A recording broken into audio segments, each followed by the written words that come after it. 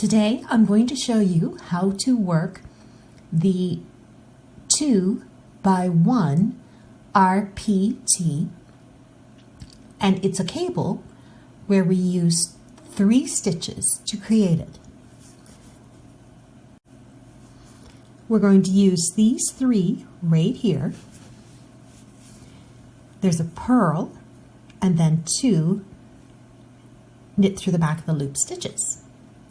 The goal is to get the purl to come behind these 2 knit through the back of the loop stitches. So let's get started. I insert my working right needle into the front legs of the knit stitches. The purl is in behind. I'm going to remove all 3 stitches from the left needle. I'm going to try to stabilize the purl stitch with my thumb on my left hand and a ring finger on my right. So let's do it.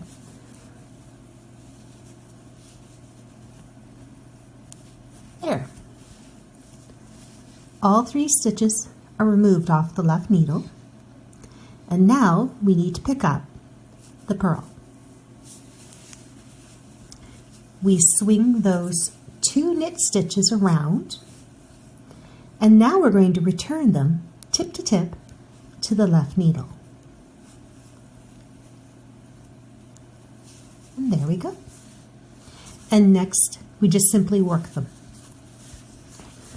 So the first 2 stitches are knit through the back of the loops.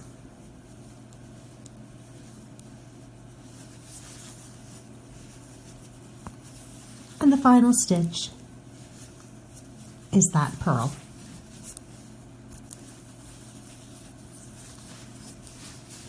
And you can see how that looks.